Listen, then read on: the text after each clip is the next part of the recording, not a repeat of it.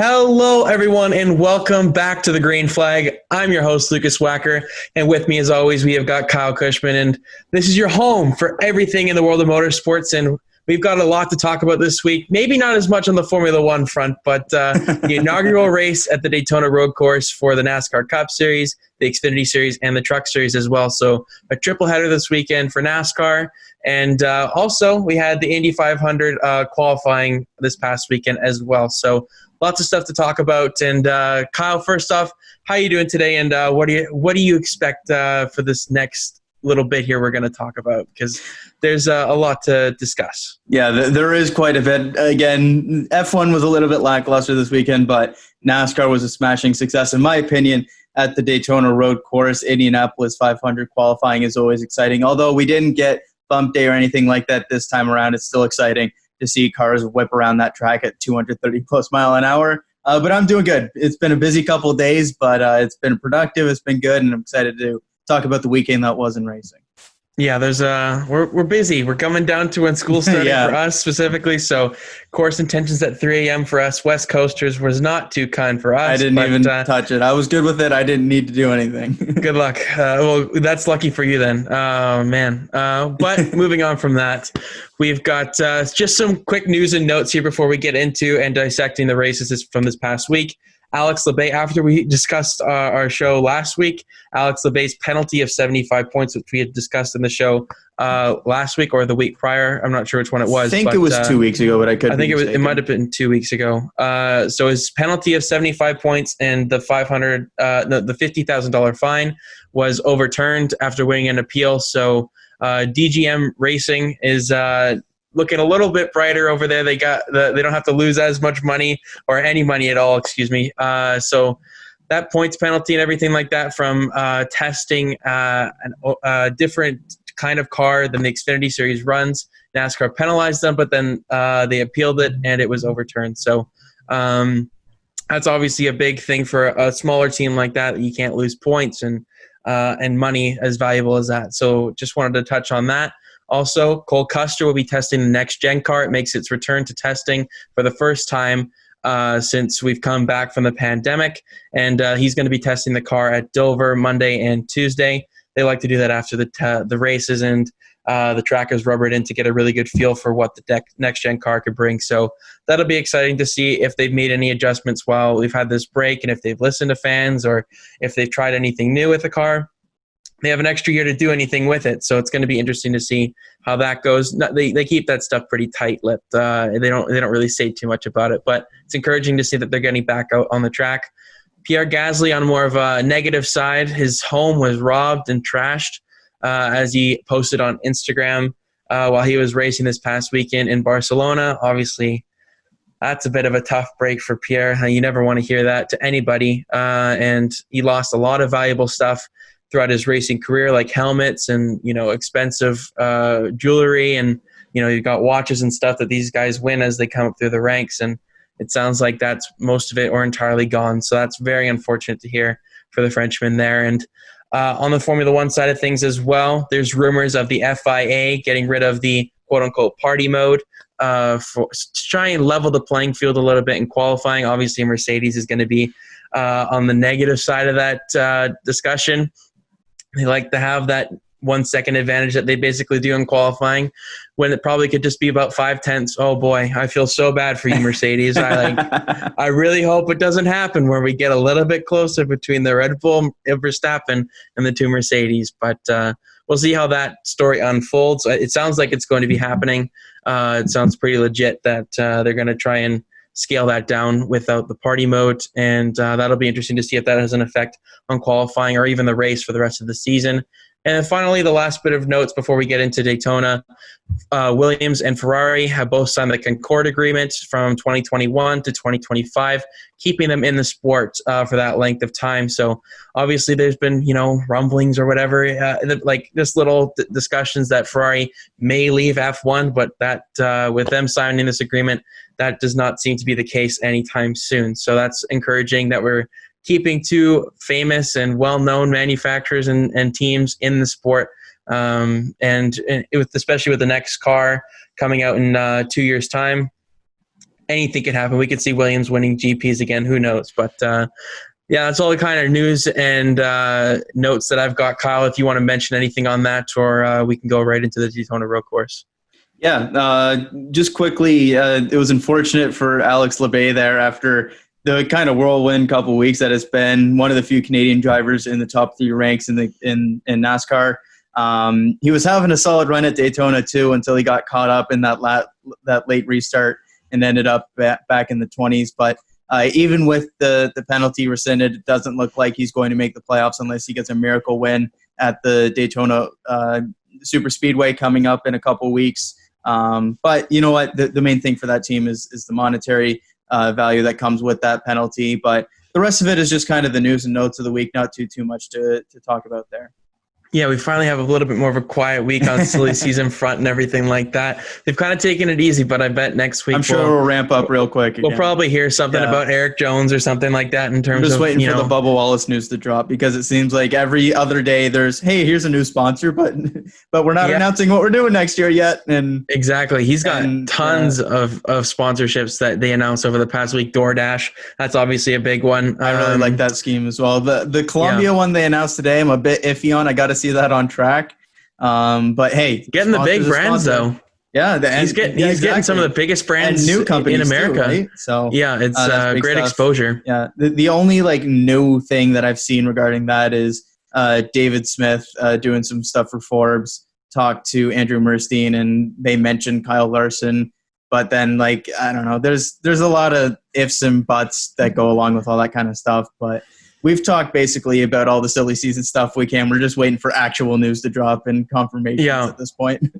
Everyone who's kind of confirmed to leave their seats is kind of there to an extent. You know, the big domino was Eric Jones. But hopefully we'll find out some news on that soon. But obviously we'll bring that to you guys whenever we record. So we're looking forward to that.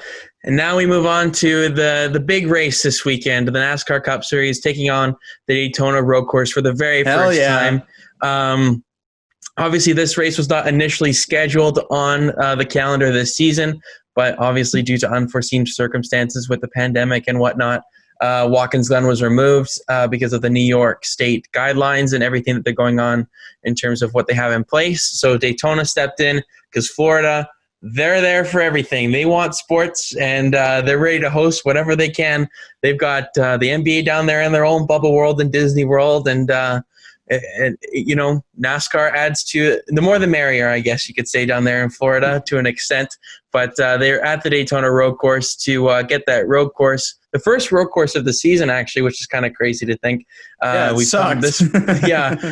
We usually have Sonoma by now and then Watkins Glen, but this was a pretty decent replacement, I'd say. Yeah, I'd say so. After we watch this weekend, so lots of stuff to digest and talk about. So we'll get right into it with the big news going into the weekend. Austin Dillon tested positive for COVID-19, and as a result, Kaz Grala would take over that number 3 car for Richard Childress Racing, and he would put in an outstanding performance in that car, which we will get to later. But obviously, if this would mean a lot more if Austin Dillon hadn't had a win already and wasn't locked into the playoffs. But with that win at Texas a little over a month ago now, he's set in stone. He'll get a waiver from NASCAR to make the playoffs still, even if he's missed a race. And luckily for him, he has that win in the bank. So, Kyle, obviously that was a little bit of a big news going into the weekend. That's the second NASCAR driver to test positive for COVID-19.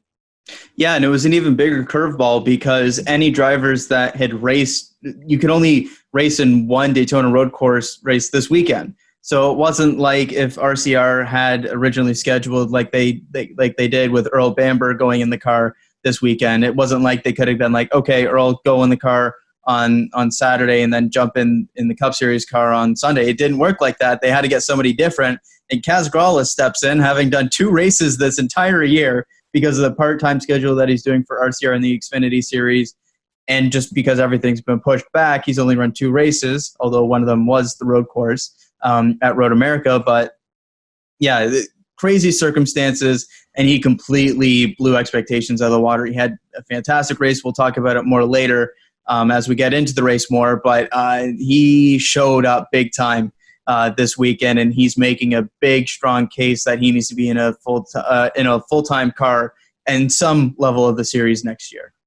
Yeah, for sure. And obviously, our thoughts and prayers are with Austin Dillon right now. That's the big thing. Yeah, that's the big one. Just hopefully he comes back safe and he's healthy and everything when he comes back. With the way Jimmy Johnson returned the week after, we don't know when Austin Dillon will return. That's all speculatory, but I wouldn't be surprised if Austin Dillon's in the car this next weekend. But with NASCAR's policy with testing, they don't actually test the drivers. He just didn't feel well, so we got himself tested, and he took the proper precautions. And that's all you can ask for from the driver's perspective and anybody in the garage area. So hoping Austin Dillon makes a full recovery, and we'll see him back at the track this weekend for the doubleheader at Dover. So Kevin Harvick on pole this weekend after the new formula makes its debut. We discussed it a little bit last week, and Harvick's not traditionally known as a road course racer, I'd say, and that proved on the opening lap. Although nobody missed the first corner, unlike some other series that we saw this weekend. You can see that before the race, you had the front four guys, Harvick, Hamlin, Truex, and Kyle, talking about a breaking point so that they didn't hit one another, and I think that paid to their benefit as nobody missed the first corner, like I said, and that's obviously what you want to see. You don't want to see anybody out so early on in the race. So Harvick would get actually passed on the opening lap by Hamlin and Kyle Busch. It was a little bit of a rough start there for Harvick. Definitely didn't have much speed in that 4-car this weekend, but I didn't really expect him to be honest. He's not traditionally the best on these kinds of tracks. So Kyle Busch would take the lead from Denny Hamlin on lap 2. But that would be short-lived as he would flat spot his tire coming into the new chicane off of Daytona Oval Turn 4, causing him to pit with less than 5 laps into the race. So that's unfortunate for Kyle, missing out on stage points entirely. Well, obviously it hurt both of our lineups this weekend. It would have been helpful if he could have done well. But, we all know who won that one. But whatever. That's just where Kyle Busch's day started, and we'll get on to what happened to him later. So Truex Jr. looked really, really fast early on. The favorite probably coming into this race. Had great track position to start. It took a little while to get around Harvick into P3, but once he did, he was flying, and he caught Hamlin within a matter of laps, and he would take the lead. And then while he was making the pass for the lead, Hamlin made kind of a bad judgment call, I'd say, kind of stuck his nose in where he shouldn't have. He just was in there for some reason. I don't know why. Truex was clearly faster, so I don't know why Hamlin put up a bit of a fight there. And he knocked in his left front fender, forcing Hamlin to pit with a tire rub.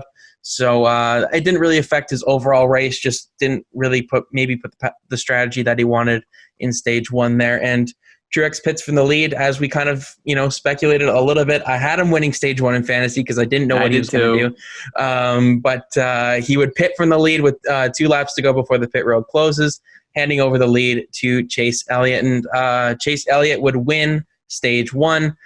Sign of things to come for that 9-car, as obviously he was a favorite coming into the weekend as well. Bowman also lost a right rear tire, I think it was. A left rear tire, excuse me, on the end of stage 1 on the final lap there. So I don't know if I don't think he was in a points paying position at all, but set him back a little bit. Even still, just an unfortunate thing for him. And he's been a decent road racer these last couple of years, has had a couple sneaky good finishes, specifically at the Charlotte Roval, and just more bad luck for that team. Yeah, the season just keeps getting worse and worse for Alex Bowman as it goes Tumbling out of control, man. The finish wasn't too bad, but definitely not consistently in a top 10 spot at all anymore. Especially compared to the rest of the Hendrick cars as well. Very strong performance from Hendrick this weekend, as we'll get to a little bit later on. So Chase Elliott wins stage 1, another playoff point for him. He wins it ahead of Logano. Jimmy Johnson with crucial stage points this weekend. We said he had to go for it, and he did. Didn't go for them in stage 2, set himself up for a better race finish, which ultimately probably helped him. And Clint Bowyer in 4th, a huge weekend for Clint Bowyer. Great. He scored the second most points out of anybody this weekend. So really great run into that 14 car. Matt DiBenedetto, Kyle's fantasy pick, right behind him there in 5th. Eric Jones in 6th going for stage points, but obviously you need to outscore the guy that you're trying to chase, and William Byron was right there this weekend, and he finished right behind Jones, so it's hard to make up points when it's only 1 point difference, especially in stage 1. After Truex pitted, he finished the stage in 8th, so he had really good track position to set himself up for the second stage. Cole Custer in 9th, and Ryan Prix rounds out the top 10 in scoring points in stage 1. So a bit of a mixed bag in terms of who was up there in the strategy call. I mean, I think Truex, looking back, would probably have chosen to stay out there stage 1 just to get those playoff points because he doesn't have too many right now. It's surprisingly, unlike years past where he's had so many. I'm kind of shocked that he didn't go for the stage win there because he looked to be the fastest car on Sunday. So I think he probably looks back at that just as a missed opportunity. But Logano would be the only one to stay out during that stage caution for some reason. Really questionable strategy, I think, from the 22 there. And he had a bunch of hungry hounds behind him trying to get past him. And I think he fell back to 6th or 7th on the opening lap of the start of stage 2. Truex would take the lead and kind of lead the entire stage there, not really challenged whatsoever, seemed to have a really solid car. And then he would pit from the lead once more with 2 laps to go to set himself up for the win. And unfortunately, this is kind of where it all went downhill for Martin Truex Jr. as he would get caught speeding with on his green flag pit stop. And with the pit road closing with 2 laps to go, he couldn't serve a drive-through penalty. NASCAR's decision was, okay, you're going to start at the tail end of the longest line for the start of stage 3, which is a very harsh penalty. I mean, he would, the Daytona road course is so big, so he wouldn't have lost a lap if he did a drive-through whatsoever. But this really, really hurt Truex, and he was playing catch-up the remainder of the race there. So, Kyle, obviously that was the first 2 stages there. Love to get your initial impressions of what you thought through the first 2 stages before we move on to the final stage. Yeah, well, the big thing was Truex looked like the guy to beat until he beat himself at the end of the second stage, trying to push for really no reason. Like, he wasn't battling for stage points or anything like that coming out of the pits. Like, I really don't get why so many of these guys push it on pit road and cost themselves far more often than they gain. Like, the minimal gain that you get, especially on a road course when you're not even pushing for stage points or anything like that, it's literally just a strategy call to go in, pit before the caution, come out and get your position back. And he cost himself because he exits too quickly. And this is an exit as well where you want to go slowly because it's treacherous. It's probably the most treacherous part of the track. I tried it out on iRacing in the ARCA car and smashed it up right the first time. Like, it's a treacherous pit road there. And I don't get what he was doing there. And it ended up costing himself a chance at the win because he got, as you mentioned, all the way back, starting at the end of the longest line there on the ensuing restart. And by the time he got his way back up to the front, he just wasn't in position to be able to challenge for the win. If he got one more restart, he would have been able to get there, but he ran out of time essentially. And it was unfortunate because we didn't get to see that battle between Elliott and Truex that we were kind of hoping to see. Again, yeah, exactly. But he cost himself in this one. And when you're going for the strategy call of pitting before the stages, he really should have had 2 playoff points out of this and then potentially a win as well. Instead, he gets 0 playoff points, and it's solid finish. But at this point, a finish really doesn't matter much when you're locked into the top 10 in standings. You're far enough back that you're not really going to challenge for the regular season win anymore. So it's just an unfortunate scenario for Truex and that team. And the strategy call worked out well, but it was a driver error, and you can't really have those this time of the year. Yeah, it was probably a race-winning strategy what they were on. It's just unfortunate that they didn't quite I just don't get why he was pushing that much exiting pit road. I don't get it. Yeah, it's a costly mistake. You know, it's unacceptable in some respects because there's no need to push it, like you said. We see it so often. You literally have to just nurse the car for 2 laps and just try and conserve the tires as much as possible. You're not trying to race anybody. I mean, he had the fastest car, I think, on Sunday. I think he was faster than Chase Elliott even. And just that one mistake that I don't know how much he was over the speed, but just that little bit is going to cause stress. It's going to leave him in his nightmares. Just don't push it. If anything, go conservative. You're not racing against anybody. Yeah. You're racing against you're not even racing against the clock. You're not racing anybody. You just want to get out, finish the lap, and start up at the front again. And he cost himself the opportunity for the win because of that and ruined his strategy as well, because instead of getting anywhere from 2 to even 7 playoff points, he came away with 0. Yeah, that's, if you look at the playoffs, maybe if we're looking at a 7-point deficit or something like that, or even 2 to a playoff cut line, you can mark that down for Truex, a missed opportunity there at the Daytona road course. And when Truex pitted, Hamlin would take the lead as he would stay out for the stage win. Hamlin wins stage 2, another playoff point for him. Unbelievable what Hamlin's been doing this season. He would win the stage ahead of Bowyer. Unbelievable weekend from the Bowyer. I can't stress that enough. Brian Blaney on the back. Go third. Ahead. Yeah. No, but aren't you no, impressed with Bowyer this I'm kidding. week? He was incredible. He came out with the second most points out of the weekend. There's not enough you can say about Clint Bowyer from this weekend. Yeah, he was the jokester, made everybody else look like a laughing stock to an extent there, Mr. Bowyer. And Ryan Blaney would come home P3 in that stage. Byron scoring massive stage points this weekend. Obviously, that iRacing experience, I guess, helped out this past week. Ricky Stenhouse Jr. getting some stage points there. Ryan Prix, a good little stage there for GTG Doherty. And Chase Elliott would get some points there as well because he would pull off the same strategy that Truex did. Harvick right behind him in 8th, Kurt Busch in 9th, and Corey LaJoie gets a stage point rounding out the top 10. So Truex would finish the stage in 7th, but he would not be given any stage points because he didn't serve his penalty, and they just moved everybody behind him up 1 position. So obviously that's just an insult to injury there for Truex. I mean, the points really don't affect him too much, but I'm sure you would have liked to have that track position, but we'll see what Truex can do at the Monster Mile this weekend, and hopefully he doesn't have any mistakes there.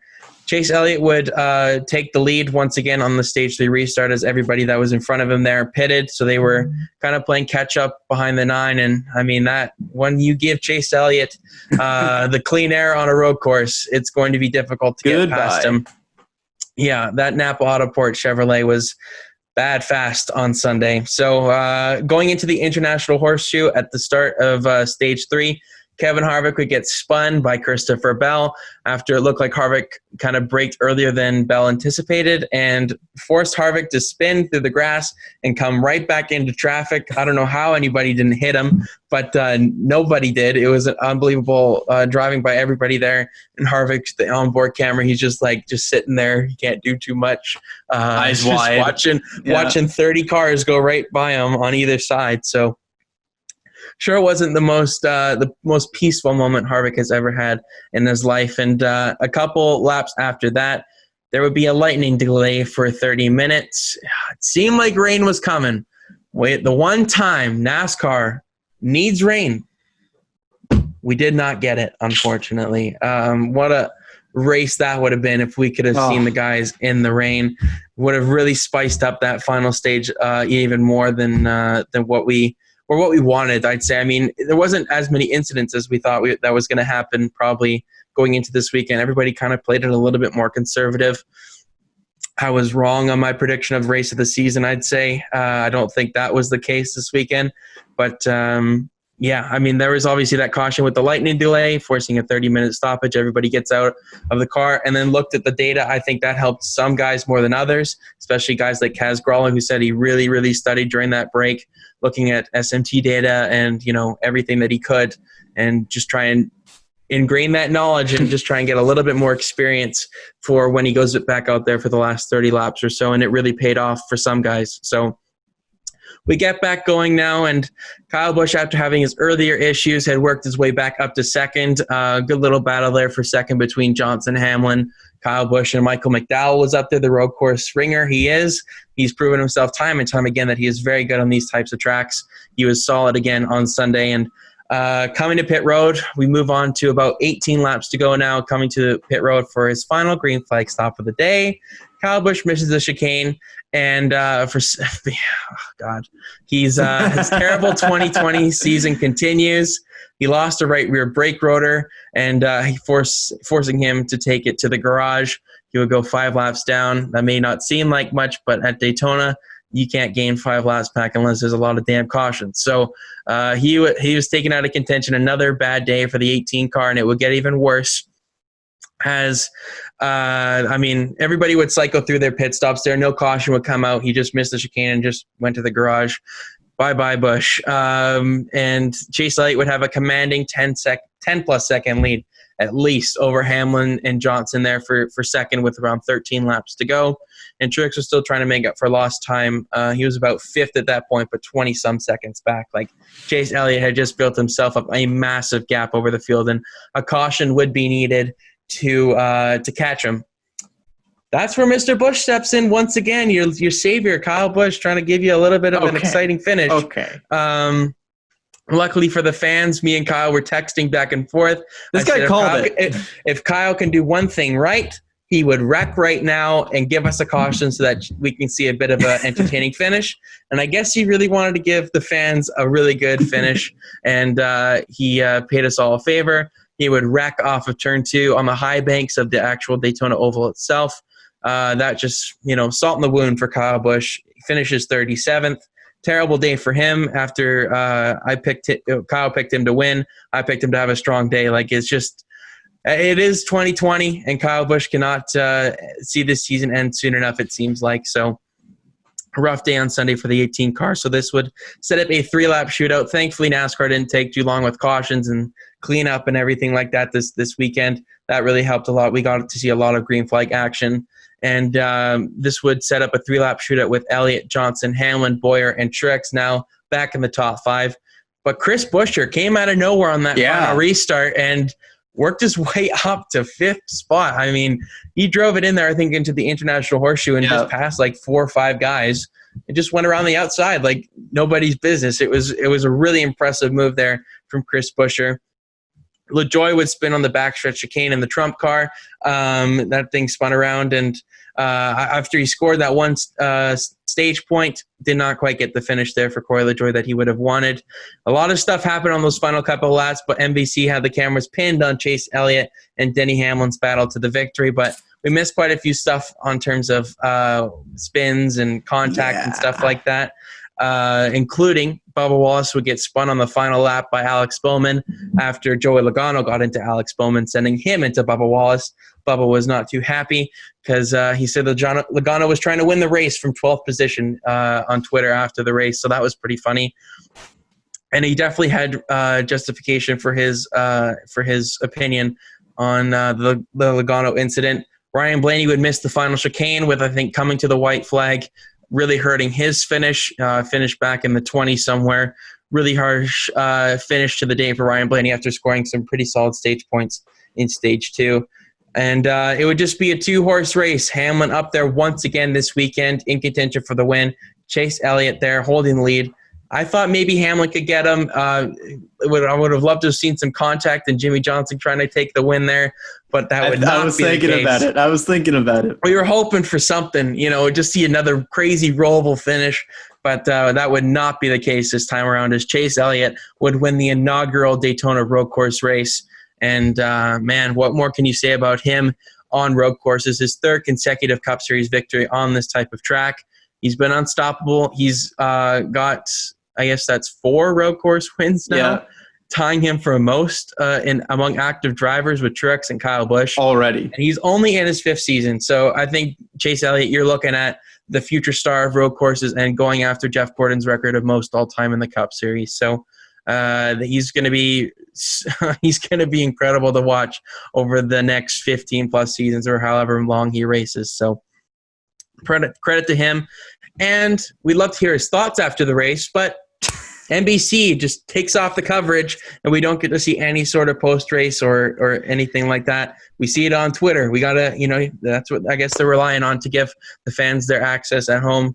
We got to see the interviews on Twitter and Instagram or whatever, but that was kind of disappointing to not hear from anybody. I know the 30-minute lightning delay has an effect on that, but I've seen them push a little bit harder with the ratings, especially with it being on NBC, the main network this weekend. I would have loved to have seen a little bit of post-race coverage. But, that's kind of all the everything that happened in the Roval race. Obviously, a couple more spins and missed chicanes and stuff like that I didn't mention, but that's just kind of minor stuff that happened throughout the race. So, Kyle, what was your overall impressions of the Roval, not the Roval, the Daytona Road Course this past weekend? I was going to say, do not call it the Roval. Thank you very much. It's not the Roval, the Daytona Road Course this past weekend. It was very different than what I expected going in. I think a lot of people expected mass chaos, plenty of people missing turn one, tons of wrecks, and kind of like almost like a Daytona Super Speedway race, except it's a road course. And there's only a handful of cars that are clean left at the end that are contending for the win, and maybe a couple underdogs in there. And it wasn't really what we saw. We saw some very, very professional driving. We saw some of the best road course guys step up big time at this brand new circuit. And some of the guys who maybe aren't as good at road courses kind of drop back in the field very quickly. But I love this race. I'm a big proponent of road courses with the stock cars. I think that we should have around 5 a season. Right now it's 2 or 3 depending on what we've got. But I feel like 5 is the magic number, and we're kind of trending that way. And I feel like this was a great showing as to the potential of the Daytona Road Course. They went in completely blind, and they still turned a pretty solid race, in my opinion. And maybe not the insane race that some people were expecting, but a very solid road course race. We got to see some of the best in the business at this discipline show what they're made of early on with Truex and then later on with Chase Elliott. And I just think that this is perfect for NASCAR, just having a little bit of road course racing in there and then have it in the playoffs as well there. But that being said, the Daytona Road Course, I do think was a success. I wonder what you think about that, though. Yeah, I think it was a success. It wasn't as much of a success, I'd say, as what we had hoped or were expecting. It definitely hurts that. I think if Truex didn't have that penalty, I think we were deprived of something really great there between him and Elliott. I think that would have been a great battle to watch, but unfortunately we didn't get to see that. I mean, Chase was just in a league of his own when he was out front. So that probably added to it, because that final stage, when you have a 10-second lead and you don't really after that restart, after the lightning delay, we didn't see him. He was out there very far ahead, 8 seconds ahead of Kyle. And then after his issue, we had, a 10-second lead with Hamlin and Johnson. So just unfortunate we didn't get to see as much battling for the lead, but there were some decent mid-pack options and battles throughout the race. Definitely some drivers making some mistakes here and there. But the road course ringers who are good on road courses showed up. You can even if they had problems, they came back up through the field because they were either their equipment was so much superior and they're just really good at this type of track. So, I'm going to ask you the question: do you think that it should be on the full-time schedule from 2021 and beyond, or do you think having 3 races at Daytona itself, the track itself, is too many? I can understand the argument that it would be too many, but I think it should be. As I kind of mentioned to earlier, I think that we should have right around 5 road courses a season, but that's me being a road course guy. I love them. But I feel like if there's any track you're going to go 2-3 times, it should be Daytona. Just how storied it is in NASCAR with the super speedway, but then elsewhere with the road course. I feel like you could attract some interesting people in terms of one-off races. If you go to the Daytona road course, you look even just this past weekend with Earl Bamber, who's won the 24 Hours of Le Mans, coming in and racing for RCR in the Xfinity race. Like, you can get some interesting people that could be involved in it. I feel like it's a very, very strong track to go to as well. Kind of gets that nice blend of the 750 horsepower on the high banks plus the low speed infield sections. I think that it's something that we should explore looking at on the full-time schedule. Obviously, next season, I don't think it's a possibility, especially with them going to it for the Clash. But I feel like it's something that they should seriously look at going forwards and adding another road course. Yeah, I agree. I agree with your thing. I didn't really think about it. Like, if it's going to be a track, it should be Daytona, because it is just the epicenter of racing for stock cars. And, it is a traditional road course. It's not like it's fake. It's not like a Roval, I'd say. It's a legit infield section where it's made for road racing. And, obviously the Rolex 24 proves that year in and year out. Yeah. So it would be I think it'd be a welcome change to get a little bit more road courses. I mean, obviously, I'd love to see a couple of mile and a halves leave the circuit just to get a little bit more variety. But that's all up to NASCAR. Hopefully, the 2021 schedule comes out soon, so we get a bit of a sense on what the heck they're doing. Yeah, but I overall, I'd rate the race like a 7 out of 10. There's a little bit more to be had. Just didn't quite have what I was expecting in terms of, I mean, the drivers were, I think if you give them a second chance and they're more confident, I think they'll be a little bit more aggressive. But it was a very conservative first stage. Yeah, like the first stage and even the second stage, not too much happened. But the final stage, I mean, you had pit strategy and stuff like that. Yeah. Like it really didn't get all that racy until after the lightning delay. But that being said, I feel like, you give them a second go around, you give them some practice time. I feel like it's going to be really, really good. Also, to kind of go with kind of bashing on the broadcast as well, they need to broadcast it like it's a road course race and not like it's an oval race where you showed the leader the entire time. Well, that also goes to show what you need to do for oval broadcast. But if you show more of the mid-pack battles and everything going around the road course, road courses are great because the battles are so good because you never know when somebody can screw up and give up some time or all the different lines, everything that you can do at a road course. And when you're showing the guy leading the race by 8 seconds because he's that much better than the field the entire time, it's going to leave you with a bit of a sour taste in your mouth. Whereas if you look deeper in the field and you've got guys 3, 4 trained up and they're battling for a position there, that's awesome to watch. And we didn't really get that on the broadcast all that much. I know there was quite a few complaints about the broadcast this weekend. A lot of it comes from it having to be remote. But that being said, I was a little bit disappointed with the coverage in terms of how they actually covered the race. Yeah, I mean, in the past, NBC has done the radio-style broadcast where they're set up throughout the track and they kind of carry on to each other. But that lack of having that this weekend really, really hurt it, in my opinion. Like, F1 is different because the commentators, I think they just bring a little bit of liveliness to it, but it just got because they're also used to the road courses. Yeah, exactly. So they can make it entertaining even with the 2-person booth kind of thing, and they have their their hits with certain guys. But with NASCAR, I don't know. It's just you need that element of being around the track, and if someone sees something, then they report it right away. But you can't really do too much from a Charlotte Motor Speedway studio. Obviously, it wasn't really possible given all the circumstances, but I feel like when they tried out Lee Diffie doing some of the road course races, it was really, really good. Just kind of spiced things up a little bit, gave the road courses that extra little flavor. I think that's something they should look to in the future. But overall, I'd give this race like a solid 7.5 out of 10. I think it was really, really solid. Again, I'm road course biased. I love them.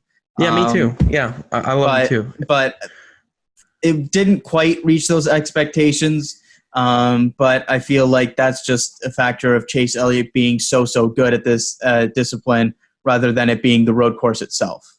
It left you wanting more, which is a good thing. It didn't make me want to never come back there. I think if you gave it another opportunity, I think it would even be better. So it also showed the possibility, like it showed its potential as well. It wasn't like a cookie cutter 1.5 miles where you go there and you're like, okay, this is basically what it's going to be every time unless we get some fluky caution with 1 to go and you get a crazy finish kind of thing. You're not hoping for that here. You're going into it and you're like, okay, I can see the potential here. You can see how tricky the track is. You can see that at any time somebody can screw up. Just look at the other races that went on this weekend, which we'll touch on in a minute. But I think that there's a lot of potential for this road course, and I hope that it isn't just put as a clash going forwards. I hope that we do see it maybe every other year or something like that. We see a rotation of road courses maybe, but I hope that we do see some more regular season Daytona road courses in the future.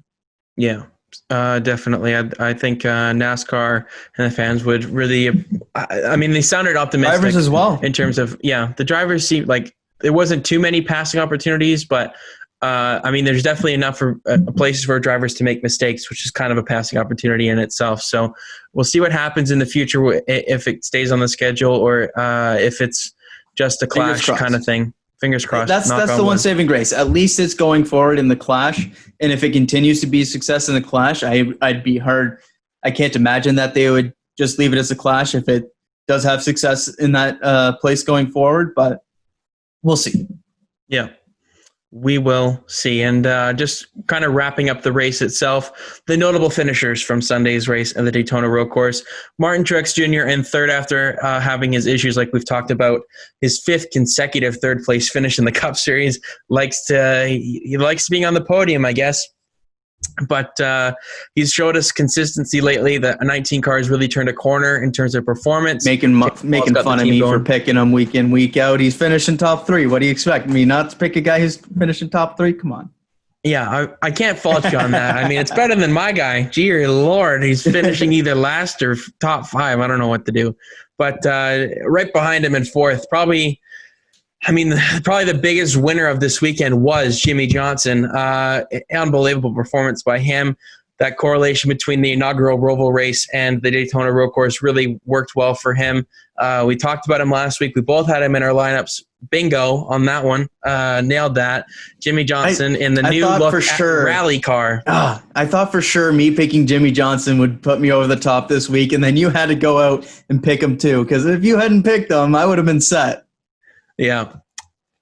It is what it is, man. It is what it is. Yeah. And then probably the biggest guy behind him, too, another shocker, Chris Buescher in fifth. I mean, unbelievable top 5 finish there from Chris Buescher. I don't know where he came from. They didn't even talk about him on the broadcast. And he's not a guy he's not even a guy that we think of as a road course ringer or anything. No. He just had a spectacular day. Yeah. Props to him. I'm sure he'll make an appearance in Cush's threes. I can imagine, but we'll get to that a little bit later. Clint Bowyer in 6 kind of fell back a little bit on that last restart there, but the second most points, like we said multiple times throughout the show.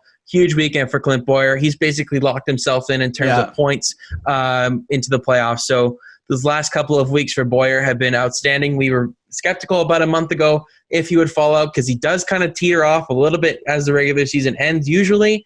Not to be the case this time around as Clint Bowyer is making the playoffs and maybe making a case to stay in that 14 car for next season. Who knows? And then the big one, Kaz Grala, 7th place in the replacement role for Austin Dillon. I'm sure he's going to be in Cush's threes as well. Unbelievable. He'd be all 3 of them if I could. Unbelievable run by Kaz Grala. That SMT lightning break was worked wonders for him.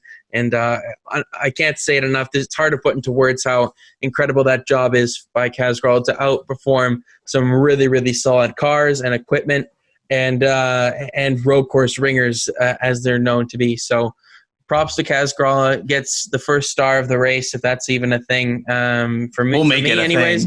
But we can make it an exception this weekend. Right behind him in 8th is William Byron. I said he wouldn't finish 11th to 15th last week, but he actually one-upped what I thought he would. I told you. Unbelievable. Yeah, you were right on that. You were hesitant. I said, hey, if he could turn that qualifying speed he usually shows into a consistent run, look out for him. And I wish I put him in my lineup because if I did, I was thinking about it. Fifth most points. Yeah, a fantastic run for Byron. And that's a really promising sign for me because he's shown, as I mentioned last week, that single run speed at road courses. But if he can slowly start to find that consistency, I think we could see quite a few Elliott and Byron battles going forward. I think having that experience on iRacing really helps him too. Because it really does. Like going into this weekend, nobody knew what to expect, right? I mean, you probably give the edge slightly to Kyle Busch because he'd raced earlier this season on this layout. Just being on the track. Other than that, yeah. I mean, William Byron would maybe be he sets himself up nicely for these inaugural races because he just puts in so much effort into the simulator, and it worked wonders for him. Finished P8. What more can you say about William Byron this past week? Top 10 for Michael McDowell, the road course ringer. Unbelievable in that 34. Sorry, before we go on about him, I wanted to put him in Cush's threes, but I couldn't because, one, there was some other guys who deserved some praise as well. But why did they pit? Why did they pit there on that last caution? If he doesn't pit, he's probably finishing at least a few spots higher. He might have even been up where Chris Buescher was. I don't get that decision to pit. You kind of took yourself out of the possibility to win that race if anything happened. Sure, you made that ground up with the fresh tires getting back up into the top 10, but I don't get that call. That's just me. I think, if anything, to make it seem an okay call, you'd say, they were expecting a rash of yellows to finish it off there and hopefully just trying to make up spots there on the fresh tires. I mean, if there was a couple of green-white checker kind of finishes, you could see Michael McDowell going up there. It is. I can understand their call. Maybe it wasn't a race-winning call by any means, but if they're in the position that they're in, why not just take a risk kind of thing and go and get the tires? But he made some ground up on that final restart and got a top 10 finish out of the weekend. So good run for Michael McDowell. I believe that's a career high in top 10s now for McDowell this season. I think. Gotta be. Yeah, that's got to be. He might even be career high for Front Row Motorsports. I don't know. With John Hunter Nemechek this weekend, this season, I wouldn't be surprised if that's the case. Behind him in 11, just missing out on the top 10, Eric Jones loses points on the bubble, even though he brings it home with a top, brings the car in one piece. The other guys along the bubble had a huge week this weekend, and we'll get into what the bubble looks like really quickly here after I mention everybody else. But Eric Jones, he did everything right. He can't ask for too much more. Just didn't quite have the playoff, the stage points to give himself an opportunity to not lose points on the cut line, as that gap seems to be getting ever wider as we roam down to the end of the regular season. Alex Bowman in 12th, have to mention him because he's actually finished in the top 15 this week. It's just been a rough go of things for the 88 car. At least he finishes the race this week, and hopefully it's a positive step in the right direction for the 88 car. Take a little bit of momentum. Hendrick Motorsports was by far the best organization this weekend in terms of performance. They came to play this weekend, and it showed. So every car finished in the top 12. You can take that as a win for HMS.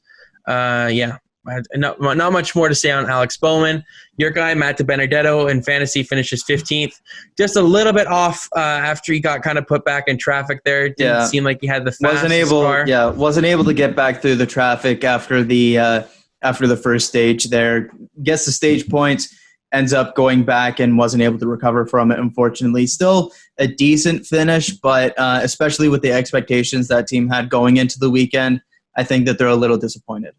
Yeah, he definitely didn't have the same amount of points as Boyer this weekend, because the past couple of weeks they've been, very, very equal, if not scoring the same amount of points in multiple weeks. But this weekend, Boyer was a little bit better than DiBenedetto. DiBenedetto was a little bit off of Boyer to an extent there, but hopefully he'll turn it around here at the Monster Mile this weekend.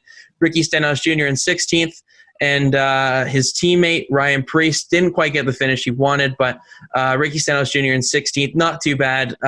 Didn't really talk about him at all in the broadcast either, but he seemed to, get stage points, and he brings home a top 20 finish. So I think Stenhouse likes Daytona, whether it's the road course or the super speedway. I'm looking at him to maybe shake things up here for the final. I'd be scared if I'm a bubble guy. I'm scared going into that final race here. Anybody could win that race, It's going to be absolutely insane. Ryan Newman in 19th, making his return to Daytona, the track itself, for the first time since its horrific crash in the Daytona 500. Obviously, he said on the radio before the race, sent out a message to all the, the health and safety workers that helped him and saved his life, essentially. Can't thank them enough. It's been incredible to watch Newman. Just the fact that he's racing this season is a blessing for us and for his family and everybody else who knows Ryan Newman. It's been obvious. I can't imagine the emotions that he was feeling taking the track and going through the tri-oval. He doesn't remember much from the incident itself, so I'm sure he'll take 19th place as a win because he's back at the track less than a year or less than, I guess, 7 months. Yeah, right? In around that. Yeah, around 7 months after the accident. So props to Ryan Newman for going out there and getting a top 20 finish. Ty Dillon in 20th. Not too much else on Dillon. Brings the car up in one piece. Didn't talk about him at all in the broadcast. They've got a lot of guys here that performed really well that we didn't talk about, unfortunately. Your guy, Christopher Bell, in 21st. He looked really, really good in the first stage. Had damage to the nose after the splitter went up. I'm pretty sure that probably affected him on the high banks itself in terms of, aerodynamics and whatnot. He seemed, after that contact with Harvick, he fell back too. just didn't quite get the execution there from Christopher Bell, but all signs point to him being a very good road racer in the Cup Series. We move back 9 spots behind him, James Davison in 30th. I mean, the guy, he was contemplating on whether or not to come to the Daytona race this weekend because he's racing in the Indy 500 if he wanted to go for practice. But he saw the weather forecast with the possibility of rain, and he came to Daytona. Maybe he regrets his decision, but the 51 car brings it home at top 30, which is not, it may not seem great, but for a team like that, that's about as good as it gets. So I think he probably outperformed what that car is even capable of. So 30th place for James Davison, and obviously, like I mentioned, Kyle Busch back in 37th is the notable guy that of the big names that had a rough day on Sunday. So with that, that's the notable finishers. And here's the playoff bubble as we move on to the final 2 weeks of the regular season with the doubleheader at Dover and then the wild card race at the Daytona Super Speedway on the high banks itself. Clint Boyer, props. I mean, you can't say anything more. Gained only 6 points on the cutoff line, but he's plus 66 points. It's over a race. He could miss a Dover race and still be above the cutoff line. He's going to be locked into the playoffs, I bet, if barring any 30-plus finishes in the next 3 races. Fingers crossed we don't see that for Boyer because he's actually performed pretty well this season as it's wound down. Matt DiBenedetto, probably the biggest loser this weekend in terms of points, lost 13 points to the cutoff line. He's still plus 44. Don't get me wrong. He's in a position where even if somebody wins, he's still in the playoffs, and he's got a decent cushion over Byron where he could feel comfortable on points, but not maximizing the weekend for Matt DiBenedetto. And William Byron only loses 1 point to the cutoff line to his teammate Jimmy Johnson. Byron plus 25 going into Dover this weekend. Jimmy Johnson on the flip side of that, minus 25. What could be for Jimmy Johnson? It's so unfortunate that he's in this position because he missed the Indianapolis race, as we've talked about with COVID-19, and then the disqualification at Charlotte. So he'd be in the playoffs right now, barring those 2 incidents, but he's going to have his work cut out for him with the final 3 races of the regular season to make it in his final full-time season. Eric Jones lost 9 points to the cutoff line this weekend. You'd look at most weekends and what he did, and it was good, but he just got outperformed by guys that he's racing around, and that's really unfortunate for him after a pretty strong weekend in Michigan last week, but didn't quite get the finish there on the Sunday, and then this week just gets outpointed on the Sunday as well. So it's looking like a win's going to be necessary for Eric Jones to make the playoffs this season, and even Jimmy Johnson, that might be the case for him. Tyler Reddick is the biggest loser this weekend. He's not pointing his way in. It seems so optimistic. Less than a month ago, he was that first guy below the cutoff line, but I guess that little bit of inexperience in a Cup car has proved to be a detriment to him. He lost 21 points to the cutoff line, minus 57 gap for Tyler Reddick. So he's not a road course ringer by any means. He didn't prove that in the Xfinity series at all. He's a wall riding guy, and he's good at what he does with that, but doesn't quite have it on the road courses, it seems. But he is a rookie, so he's got plenty of time to get experience and get better at them. But I don't see playoffs in Tyler Reddick's future this season after showing up and basically shocking us all this season in terms of performance with RCR. So, Kyle, looking ahead now, because we're down to the final 2 weeks now, who do you think, if there's anybody that could jump in to the playoffs that's outside right now, who are you looking at? Well, there's always the possibility of the wild card winner, and you especially look at Daytona for that, the regular season finale. It's why it's there, for the mass chaos that it could show. But in terms of pointing their way in, the only one that I can see at this point is Jimmy Johnson. I think Eric Jones is just a little too far back. But you look at Dover, you look at what Jimmy Johnson's been able to do there in the past. Even recently, he hasn't been terrible there. William Byron, very, very young still. So maybe Johnson has the advantage going into this weekend. If you can get a couple good results there going in, maybe some stage points. You never know what can happen there. Make things close going into Daytona, and then the wild card there. You never know what can happen. But I think that at this point, if you're talking about pointing their way in, it's really just Jimmy Johnson at this point. But if you factor in the fact that it's Daytona and anyone can win it, Who the hell knows? It could be anyone as far back as John Hunter Nemechek, because we know that front row motorsports has been good on super speedways. We saw them both up at the front at Talladega. Ricky Stenhouse Jr. So that's the beauty of the regular season finale being at Daytona. You never know what can happen. But in terms of pointing their way in, for me, it's just Jimmy Johnson.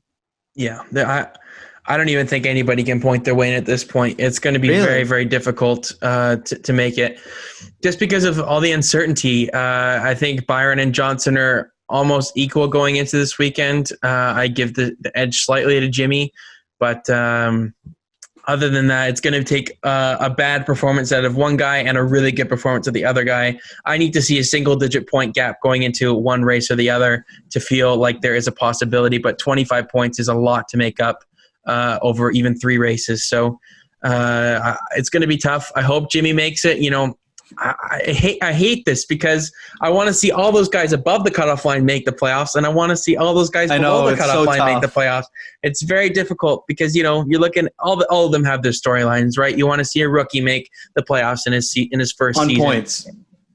Eric Jones in his final season at JGR, who knows what his future holds, trying to make the playoffs there and prove that he's legitimate and he can, make it in a big Cup Series ride. And Jimmy Johnson, obviously you want to see him in his final full-time season make the playoffs. I mean, I'm not the biggest Jimmy Johnson fan, but you can't not want to see that. Even though he's dominated the sport for as long as I've watched it, I still have a soft spot for Jimmy. I really want to see him make it. If it comes at the expense of a young guy in William Byron, so be it. But we'll see what happens. It's going to be a really, really good bubble battle. I just don't see Byron making too many mistakes down the stretch here. So it's going to be interesting to see. Before we get into Cush's Series, we'll quickly talk about the Xfinity Series and the Truck Series because that kind of wraps up the Cup Series this weekend from the Daytona Road Course. We'll start off with the Xfinity because that was actually first in terms of order this weekend. Lots of spins and incidents in this one, especially in the backstretch chicane with cars almost flipping on its side because they hit the grass and there's like a divot where the curb is and they just go right up in the air. Justin Haley experienced it firsthand. Unbelievable scenes. Earl Bamber almost flipped. I know.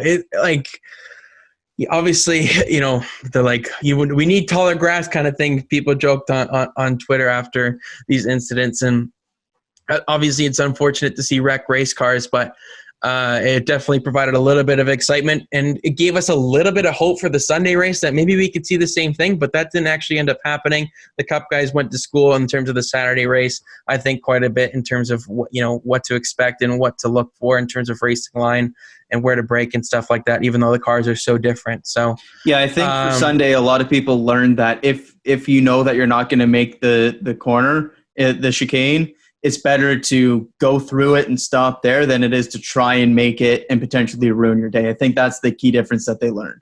Yeah, it just adds such a, you'd rather have you wouldn't rather have a wrecked race car than just losing, 8 spots or whatever it is, depending on your track position situation. So it was a good battle there between Chase Briscoe and Austin Cindric throughout the race. Oh, man. For stage 2, it was Cindric got past him, then Briscoe got past him. It was a great little battle there to end stage 2. Wish it was for the win, but that would prove not to be the case as there was a late race restart and everybody missed turn 1. It was very similar to the Roval a couple of years ago. Man. And Chase Elliott even last year where they just outbreak themselves going into turn 1. It is the Xfinity Series. They all followed the Mike Harmon cars for some reason. They went straight. It's always funny to see who judges it right and who doesn't. The only 2 people to get through that clean were Allgaier and Jones. Yeah, Brandon Jones somehow gets away with the lead there. Briscoe, Cindric, they all kind of went way off. Briscoe's day was ruined after contact and everything else that happened to him there. So unfortunately, we didn't get to see the finish battle between Cindric and Briscoe because they were by far the 2 best cars. And Cindric would prove, even coming from second, I mean, it's only second spot, but he got past Brandon Jones like in a flash, Oh, and yeah. blink of an eye, and he would win a very eventful Xfinity Series race. Don't want to dissect it too much, but it was a great race on the Saturday. I'd say it was even better than the Cup race, maybe even on the Sunday. Good inaugural race there for the Xfinity Series. The 22 car comes out victorious, his 5th win in the past 6 races.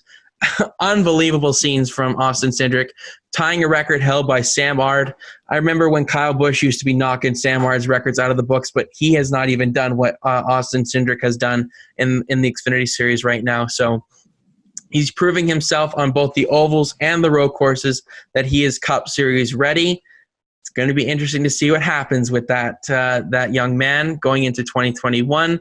He's in the lead in the Xfinity Series points, which I did not see happening this season. Out of nowhere. And he's got a 50-point gap, I think it is, or around that, 48. over Chase Briscoe. It's after you being look third at Briscoe's or fourth early season the entire success. year. Yeah, you think he'd just drive away with it, but Cindric in his obviously Briscoe's had some unfortunate, finishes and stuff like that, running out of or hitting the wall at Kansas a couple weeks ago, and then this race here. But he's run solid. Don't get me wrong for Briscoe. He's been a top 5 car every week.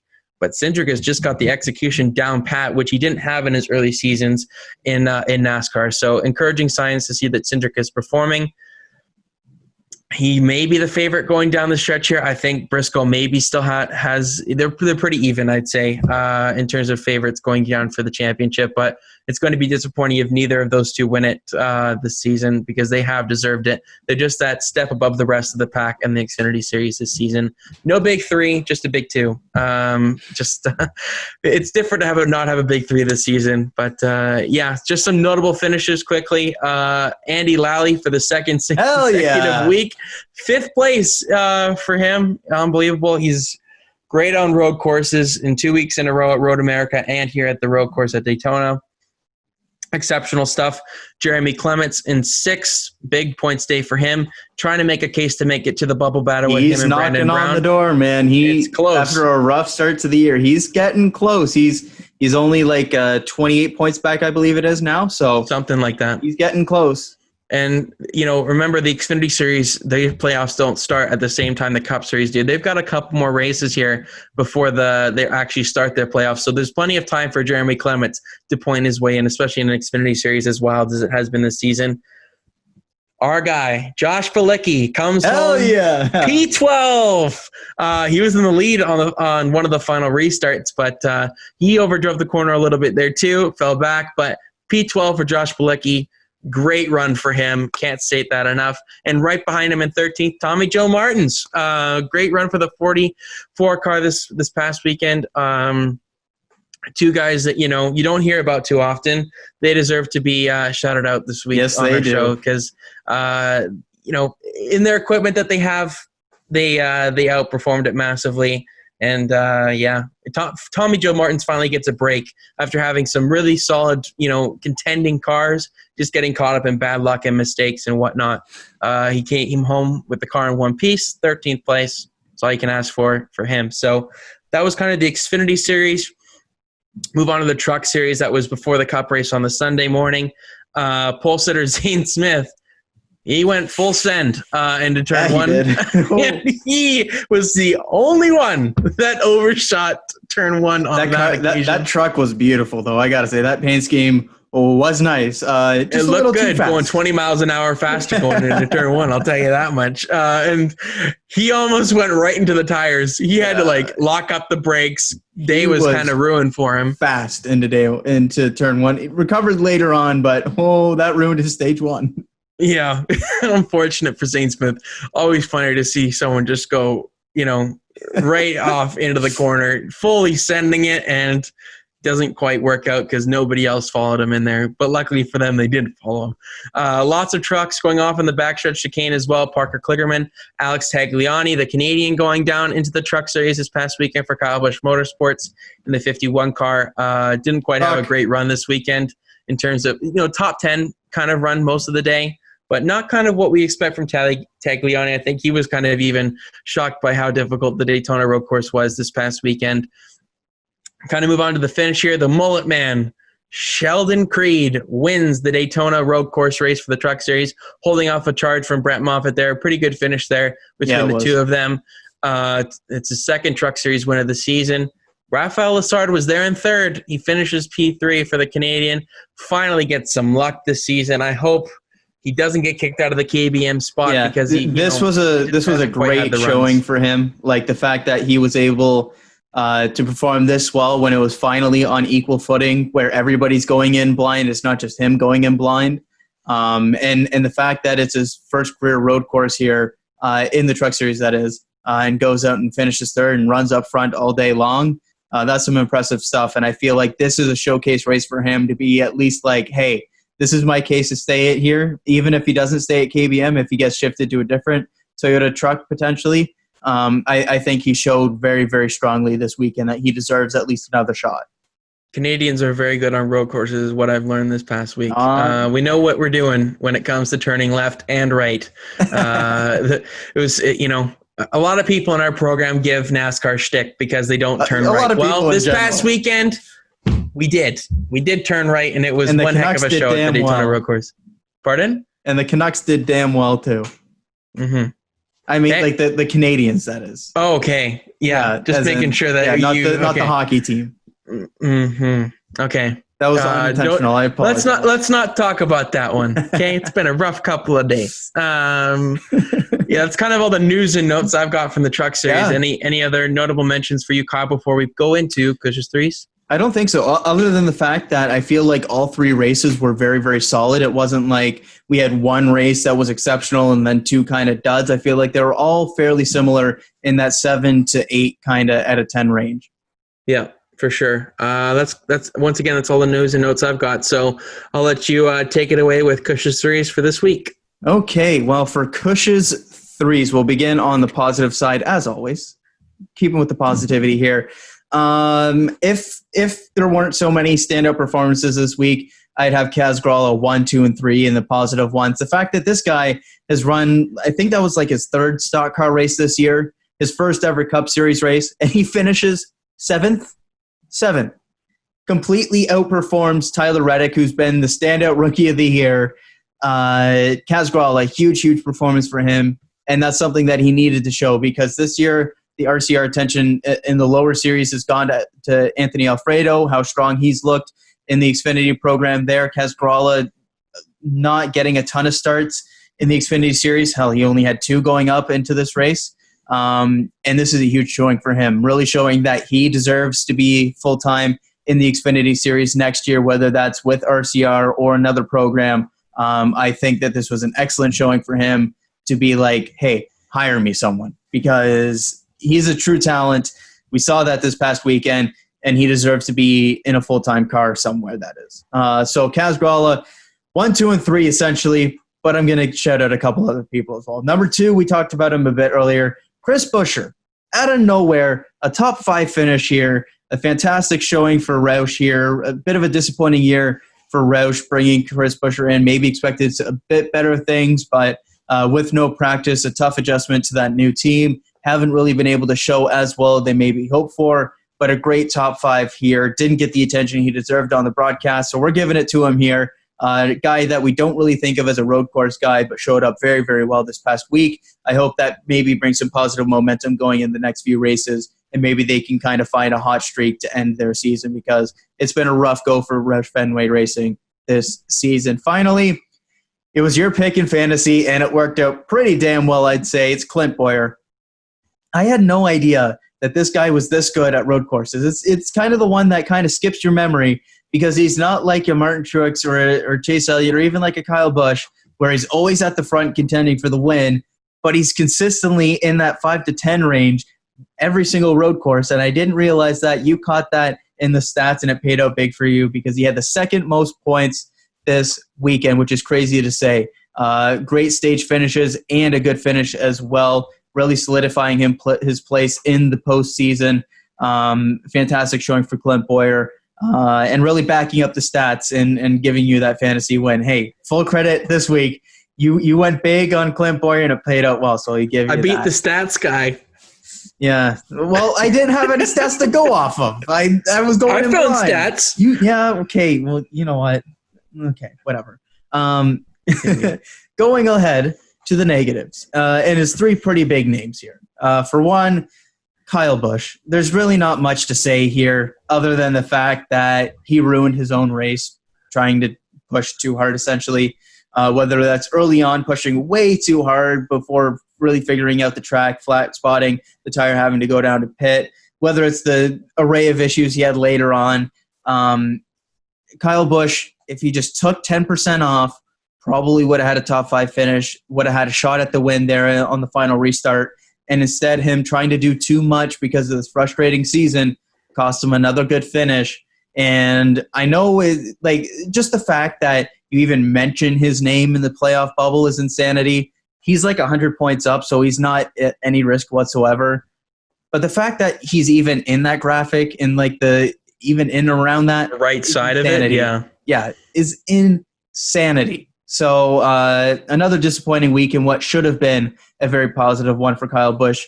And it's not like it was a mechanical failure or anything. He ruined his own race in this one. So Kyle Busch is the number one disappointment for me. He did have the mechanical failure.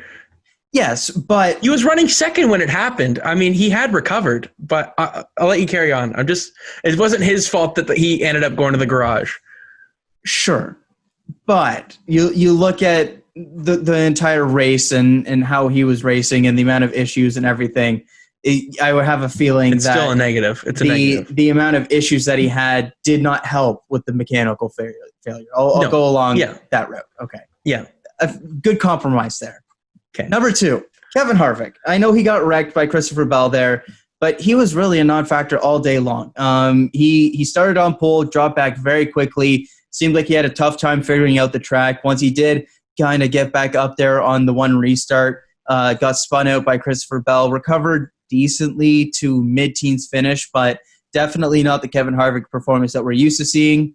I know that we don't really expect him to be the guy at the road courses, but you expect a little bit more from him, especially when you look at the equipment he's in and how good he's been this year. So I was a little bit disappointed in Kevin Harvick and his performance this year, especially when you look at his counterpart this season, Denny Hamlin, and how good he was this time out. And finally, for me, it's Ryan Blaney. He had some good runs early on, was looking very, very strong, but then kind of got caught back in the pack, had a couple issues. And then going to the white flag, missing the chicane and completely blowing any decent finish, going from at least a middle teens finish all the way back to late 20s. I might even been further back than that. I don't know. It was like 20s, yeah. Yeah, so for me, Ryan Blaney, especially going in, we kind of expected a pretty solid road course finish from him. You had mentioned last time out he was one of your fantasy picks, how he had similar stats to Chase Elliott on the road courses. He just didn't quite have the marquee wins like Chase Elliott did. Obviously, Blaney has the Roval finish, but again, that was kind of a fluky win and didn't really show that this time out. He looked good in the second stage, I believe it was, where he finished top 3 in that stage, but kind of faltered late on, got caught back in traffic, and then the late mistake really cost him a finish. But those are Cush's 3s for this week. Some very, very good positives and some pretty bad negatives this week. Can't really argue too much on what you picked there. The big names struggled to an extent this weekend with Harvick, Busch, and Blaney. And he had some, some underdogs. I guess you can call them. Casgrell is the ultimate underdog. This guy's run 3 races this year. Guy had a seat fitting on the morning of to try and fit into the race car. So I can't imagine the amount of stress that he was undergoing into it. And props to him. That's we'll see if he's back in the car this weekend at Dover. That's obviously not been announced or anything like that. Fingers crossed we see Austin Dillon healthy back in there, but it would be cool to see Casgrella back in there. Yeah, see what he can do on an oval, which would be great. So with that wraps up Cush's 3s, and we move on to the Dover Fantasy Preview.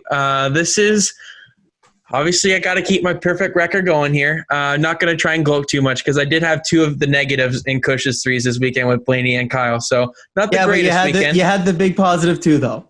I had a big positive too. So, it is what it is. I move up 40 spots in the world to 845th. How am I supposed to challenge this? I'm challenging top 900. Like I'm getting solid finishes. You're just insane right now.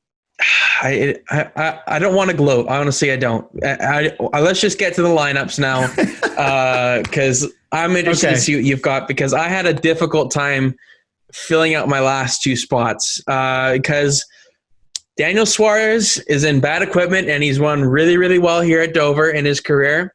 And Kyle Larson is a notable omission this season, and he would for sure be in my lineup if he was racing this season. But obviously, I can't go to those two, so I have to try and find some filler picks who are going to have to try and perform well. I went with the big names this weekend. Now the problem is I've only got one usage left on Truex and Harvick, so for the actual fantasy. So I'm going to I'll probably play Harvick and Truex for like the first race kind of thing, and see where it goes.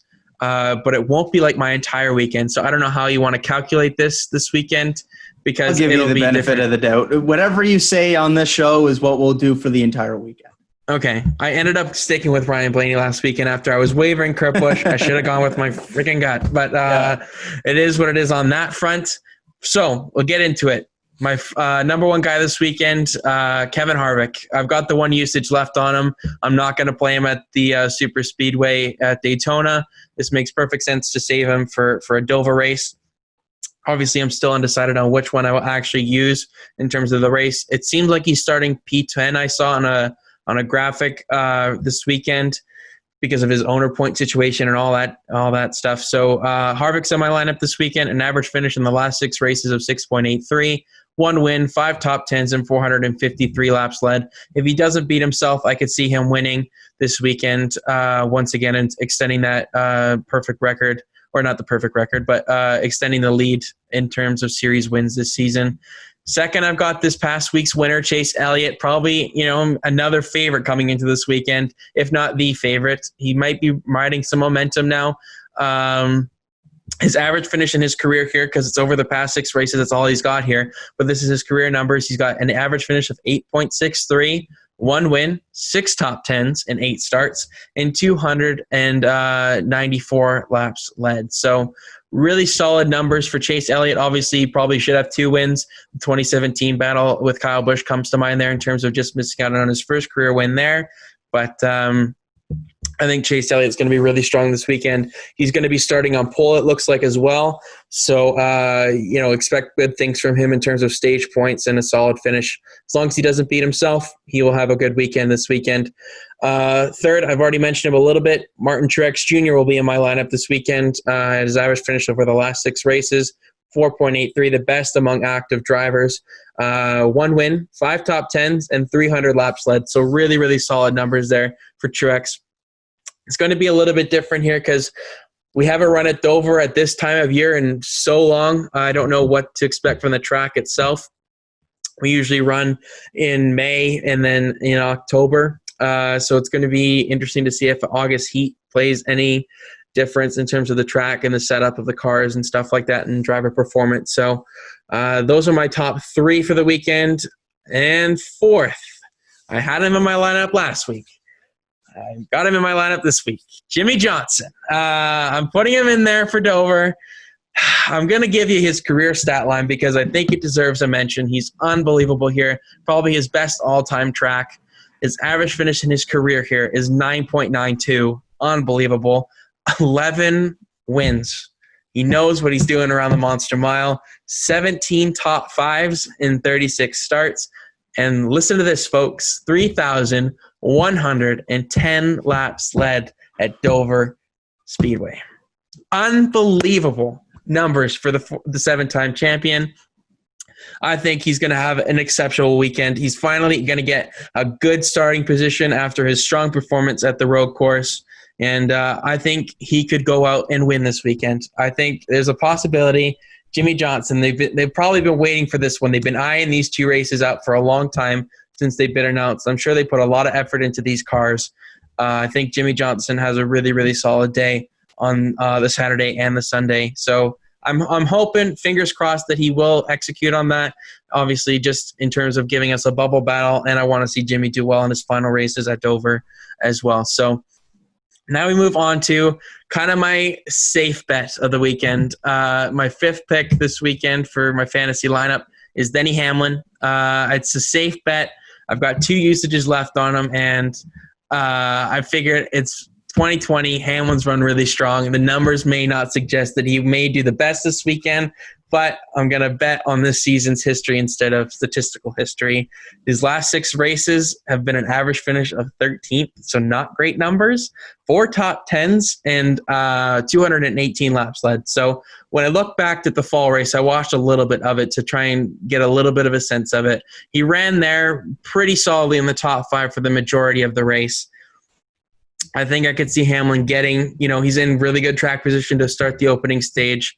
I think he could run pretty well. I got to have another JGR car in there alongside Truex, and I think Hamlin's a second car to do that. And it's a safe bet. It's very difficult with the numbers to try and determine because there was a big gap between Johnson's numbers and then kind of like the next group of guys. There's a lot of honorable mentions you can go with this week, which I'll get to. But for my garage, my tentative garage, but this will probably be my garage pick this weekend, is a guy who really, really needs points this weekend, Eric Jones. I'm going with 3 JGR cars. I was contemplating on putting a Penske car in the garage with Brad Keselowski, but he does not have great numbers here. But we'll get to it. But his average finish in his career here is 11.67. 2 top 10s. I mean, it's really scarce, the amount of options we've got. And he's going to have a decent starting position, and I think he needs points. When I look back at the race too, he seemed like he ran in the top 5 for quite a while. Just kind of, I think he had a speeding penalty, which hurt him last season. That didn't quite get the finish he deserved. So I'm going to take a bet on Eric Jones this weekend. So those are my 6 drivers this weekend. For my honorable mentions, there's a lot of them. So here we go. Brad Keselowski is an honorable mention because he has a win here in the past. I don't know what else to say about Brad. He does not have that many top 10s. It's actually a really, really low number. You could maybe even stay away from him, but he's right on that edge of a top 10 finish most times in that 10th to 15th range. So if you want to take a bet on him running good early and then kind of falling off late, maybe you want to do that. But it's a toss-up. William Byron is probably the closest guy I had to putting into my lineup, but I decided with 3 JGR instead of 3 Hendrick because I thought that was a bit of a safer bet. But I think William Byron could be in anybody's lineup this weekend. Joey Logano, going to have a decent starting position, so I think that will help him. He's run really well in this tire compound as well, is what I've read. So I think he could be pretty good. Kyle Busch starts really, really far back in the field after his poor performance at the road course. So that kind of took me away from even thinking about putting him in my lineup for the Saturday. We'll see how he does on the Saturday, and maybe I'll put him in on the Sunday. But that's kind of all I've got with Kyle Busch. Alex Bowman was another one. I think HMS could have a really, really good weekend. Bowman ran top 3 last year in the fall behind Larson. So I think there was kind of like his coming out party late in the season last year. And I think Bowman, it's tough because he's run so poorly, but maybe this 12th place finish this past week will vault them into a competitive finish. Christopher Bell and Cole Custer are 2 rookies I look at. They both won here in the Xfinity Series last season. It's just a bit risky for me to put the rookies in, especially for their starting position and where I am in fantasy. I don't want to lose that on a rookie. And finally, for my honorable mentions, I know there's a lot of them, but you can go a lot of ways this weekend. It's Matt DiBenedetto. He ran well in the 95 car last year in the fall, especially when they started to pick up pace. And I could see him doing pretty well in the 21 car. He says it's one of his favorite tracks as well. So Matt DiBenedetto, he could probably go in your garage as well. He'd probably be a pretty good bet for that as well. So, and then I've got 4 stay away froms. Ryan Blaney is a big one. He's not good here in what I've seen in numbers. And after, his poor performance last week, not going to have a great starting position. So he's going to be behind the 8 ball on the Saturday. Eric Almirola is another one. Not great numbers here at the Monster Mile. I would say stay away from him. Clint Boyer, I would stay away from him. I don't think this is going to be a great weekend for Boyer, but he's in a points cushion enough where he doesn't need to have a great weekend this weekend. Just needs to, bring the car home in one piece. But I look for, around a 12th to 15th place run for Boyer this weekend. He's going to have a great starting position, but I think as the race goes on, he'll fall back. And then finally, Kurt Busch. He's not run statistically well here in his career. I think he could be a one that struggles as well on Saturday and Sunday. So know that was a lot of talking there from me. I'd love to hear what you've got, Kyle, for your fantasy lineup. If we've got any similarities, I'm sure we have a couple, but what have you got? I'm going to be honest. For a second there, I thought we were going to have identical lineups because we have 5 drivers the same. Really? We have Martin Truex Jr., Chase Elliott, Kevin Harvick, Denny Hamlin, and Jimmy Johnson all the same. Oh, my God. Can I take a guess on who you're going to put in your garage? Who? Matt DiBenedetto. Brad Keselowski. Okay. You went swinging. I need to go swinging. At some point, I just gotta say, screw it. I have to. I like usually going with like a couple of like sleeper picks or something, but I gotta bring out the big guns this weekend. And with it being 2 races, the points over the entire weekend, I need some good finishes out of both races. And so I'm kind of going with the big dogs. So yeah, I've got Truex, Elliott, Harvick, Keselowski, and Johnson. Well, not necessarily, because all it is really it comes down to our last pick, and it's whether Keselowski can outperform Jones. That's basically what it comes down to. And if not even necessarily, if our top 5 guys get the most 5 points, I mean, then it's a tie. That's a tie. That's fair. That's fair. But like, I don't know, I thought about changing something, but then I said, no, screw it. Like there's nothing I can change really. Like you mentioned it, like it really is slim pickings in terms of the statistical picks for Dover. Like you look at 2 of the guys that usually would be kind of your sleeper or kind of favorites given their stats here. And it's Suarez and Larson, and Suarez is in underfunded equipment this year. And Larson isn't even in the race. So you look at the rest of the bunch, and it's Elliott with great numbers. It's Truex with spectacular numbers. It's Harvick up there. Hamlin's just run well, so you kind of toss him in. And Johnson's just kind of like, why not? And so the only difference we got there is Eric Jones and Brad Keselowski. We'll see what happens this weekend. But I'm really fascinated to see what happens with this doubleheader, just because it's kind of that batch of favorites, and then the couple other guys that you would really have contending in that aren't factors this time. So it's a kind of a weird race in that regard. There's a couple of young guys that have some intriguing numbers in terms of like a couple races where they've been good, but then the rest they haven't. You kind of look at Byron, maybe even Eric Jones a little bit for that. Alex Bowman's been good here. So we could see a couple wild cards here, maybe a surprise top 5 for somebody like DiBenedetto, like you mentioned there. But I'm bringing out the big guns this weekend, and I'm hoping and praying that I can finally get that first fantasy win. Well, you're putting yourself in a pretty good spot to do so. And then watch Keselowski wreck both races. Well, I don't know if Jones will be able to outscore Brad this weekend. So I'm happy to see that, you've gone with the numbers too, and, you've kind of got the same read again. We're getting closer, more similar every week, it feels like, in terms of what we're thinking. This one, there's not really much else you can go for. Last week was kind of fluky because we both had the same thought process. You usually go a little bit off the board for some of these, I couldn't this time. I couldn't. Yeah, you're really out to beat me now. What am I, down like 6-0 or something like that? Like I gotta, 6-5. I gotta like going into the playoffs. I need some positive momentum here. Okay, like I'm an Alex Bowman right now. I'm in a bad slump. I need something to turn me around, and I'm hoping that it comes this weekend. All right. Well, let's hope that I'm the Kevin Harvick this weekend and can continue my hot run of form. God. If that does, like, I don't even know what I'll do at this point. I'll start making Truck Series fantasy picks. I don't care. I don't even know what to say to that anymore. It's gonna be interesting. I don't know. I say it every week that it's gonna be interesting, and it kind of has been, except you come out on top every time. So yeah, I mean, if we start adding in the bonus picks kind of thing into this, we maybe have a little bit. I'm probably even more in the hole. Don't even worry. Yeah, I don't know.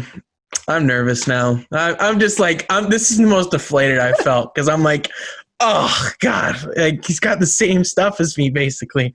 But man, it props to you if you get it done this next weekend. So I'm sure that'll be a lot of pride on the line. That's okay.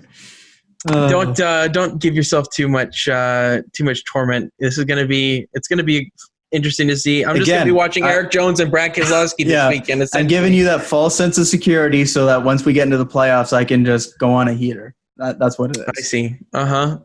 I got to just I'm interested to see what happens this weekend in terms of who wins. So we'll just do that quickly before we move on to the rest of the racing world. Who have you got to win this weekend at Dover? We'll say Saturday and Sunday. Yes. We'll do both picks. I'm going to say that Saturday, Chase Elliott goes back-to-back. I think he gets it done on the Saturday with that strong starting position. He's going to get some major stage points in this one, and I feel like he does pull out that victory here on the Saturday. For the Sunday, I will say that Kevin Harvick gets it done. Not necessarily the great starting position for Harvick on the Saturday. The invert, the starting position matters a lot less on the Sunday. I feel like Harvick will get it done on the second date. All right. I'm going to go with Chase Elliott on the Sunday. Okay. I'm going to say that he doesn't quite get it done on the Saturday because Martin Truex Jr. is going to win on the Saturday. I think he's just in that top three every week, and he's destined for a win. I think he's going to want to make up for that mistake and at the road course. So I think an honorable mention goes to Jimmy Johnson. I think he can win either race. Especially that Saturday with that starting position, I'm very intrigued. Yeah, I really, really would love to see that. Could you imagine the scenes? Oh, God. Can you imagine the scenes if we have like a different winner this week and then a different winner at the Super Speedway kind of thing? Blows everything up. But, yeah, that's what I'll go with this weekend, Truex and then Chase. Yeah. Hopefully it's not either Hamlin or Harvick, obviously, this weekend, because I would love to see a little bit of a closer battle. A little bit of flavor. Yeah, I'd love to see a little bit of closeness in terms of playoff points with Truex and Chase Elliott trying to get up there into the mix of things. So, yeah, that kind of does it for the Dover preview. Going to be interesting. Dover is typically a track that's difficult to pass on, and with the shorter race distance, that's a distance as well. I bet it will be even more difficult for drivers that are further back to make up lost ground. So that'll be interesting to watch. Now we move on to Formula One. Oh, brother, what a dud of a Grand Prix. This was terrible. I think part of this is because they test too much at Barcelona. They just know the track too well, and they just, everything. Honestly, probably. There's not too many overtaking spots either. It's kind of a dud track. I kind of want to see it go. I'd love it if it's just a preseason testing facility and it could leave, because I think there's other tracks that would be better suited. But that's another discussion. We'll move on to the qualifying because this won't take too long. Magnussen, Grosjean, Russell did not make it to Q2 this week. Latifi and Giovinazzi knocked out in Q1. Vettel once again knocked out in Q2 alongside Kvyat, Ricciardo. Raikkonen makes it out of Q1 for the first time, I think, this season as well, so really solid for him. And then Ocon, the Renaults really struggled on Saturday in qualifying. They were all out in Q2. Lewis Hamilton wins the pole for the Spanish Grand Prix by 0.059 seconds ahead of Valtteri Bottas. Another really close qualifying between the two Mercedes boys. Then it comes Verstappen, Perez, Stroll. Perez back this weekend again and doing pretty well. Stroll, Albon, Sainz out-qualifies Norris right behind him. And then Leclerc and Gasly round out the top 10. So that gives you kind of a picture of what was going into the Sunday. Move on to the race. Hamilton gets away well. Bottas struggles a little bit off the line, moving him back to fourth. Verstappen gets past him to move into second. Lance Stroll with a great start from P5, works his way up to P3 ahead of Bottas. And, the racing point, that slipstream was really incredible to watch going down into turn one. Probably about as exciting the race has got right about then. Bottas would eventually get past him in about 6 laps or so, maybe even less than that. Just felt like forever he was behind them. But then Bottas could never get past Verstappen in P2. They tried a whole bunch of different strategies to try and overcut the Red Bull, but they couldn't. Hamilton was gone. There was no tire strategy worries this weekend for the Mercedes, no tire wear effects for them. Leclerc had to retire on lap 37 due to mechanical trouble. He was the only retiree of the race. Vettel pulls off a worldie of a strategy, goes at least 30-some laps on the soft compound tires. I think it was like 36. Yeah, it was like over 35 laps, I'd say. Like it was insane. I don't know how he did it. And the team left it really late, that strategy call too. It was weird communication there with Ferrari. It just seems like Ferrari was getting the short end of the stick in terms of, communication and stuff like that with him being on his way out. So that's really unfortunate to see Vettel going out like this at his Ferrari racing days. He brings it home P7 though. Solid day for Vettel. He needed that finally. I mean, obviously Leclerc retired, but just the fact that he can get some points, just maybe get a little bit of confidence would be great. Just I don't like seeing Vettel outside the points. I don't think anybody does. It's just not what we're used to seeing for so many years. I would love to see him back in the sport next season, as I'm sure we all would. And then finally, Lewis Hamilton wins the Spanish Grand Prix by over 24 seconds over Max Verstappen in P2. Valtteri Bottas in third, and they were the only 3 cars to finish on the lead lap. Terrible, absolutely terrible this weekend. 1 out of 10 race. I couldn't even give it a 1. 0 out of 10. It was terrible. I hate to be negative because I love F1 so much, but this one goes into the negative column. It's terrible. So Kyle, obviously there's not too much to dissect, but what was your thoughts on the Spanish dud Grand Prix? Very disappointing. Like there really wasn't a ton of expectations going in either, but the fact that almost the entire field was lapped, like, that just leaves a bitter taste in your mouth. And obviously the expectations weren't high. Hopefully going into Spa, things start to pick up here. And then once we get into kind of the new tracks, you look at Mugello coming up after Monza, kind of getting exciting back then. But for now, that's tough. And the fact that it's an off weekend too, we got to wait until Spa as well at the end of the month. We kind of have to sit on this for a couple weeks. Leaves a bitter taste. Bad one to sit on. Yeah. It's I think it's a welcome break, to be honest. I need to step away for a week from Formula One after that disappointing race. Definitely not the greatest way to wake up on a Sunday morning, that's for sure.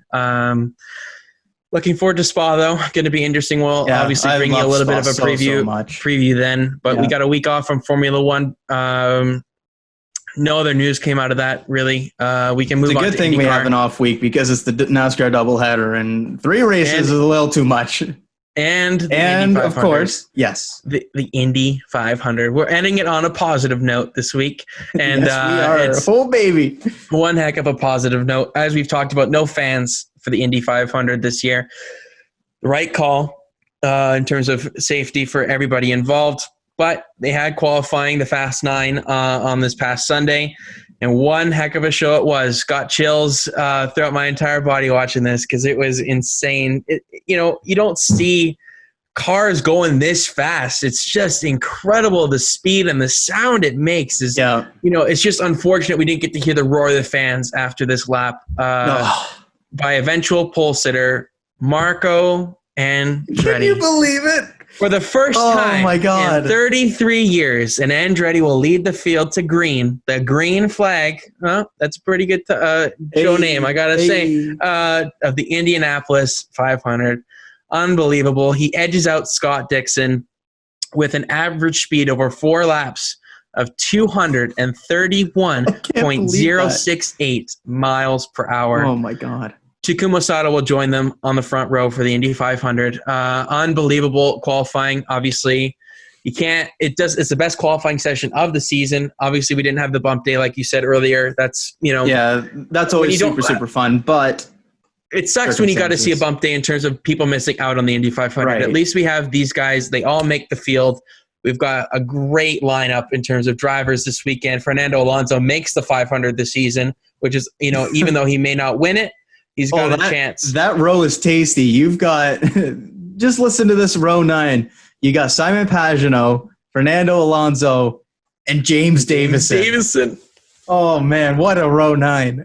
We've got an insane amount of talent in this field. I mean, I'm looking at it right now. We've got the final row, Sage Karam, J.R. Hildebrand, the guy who's, missed out on his Indy 500 by 1 corner. I think it was 2011. He's back there, and then Ben Hanley back there on the last place. But a stacked field for the Indy 500 this season. Going to be one heck of a show. Anybody can win this race, to be honest. It's open bag. Just toss a name in, and whatever you pull out, they could win. It's going to be very, very fun to watch. Interesting note, though, for qualifying, 11 of the first 12 starting positions are Honda engines. The one Chevrolet engine is in fourth place with Rena's VK. How about that? Penske really struggling in terms of qualifying pace.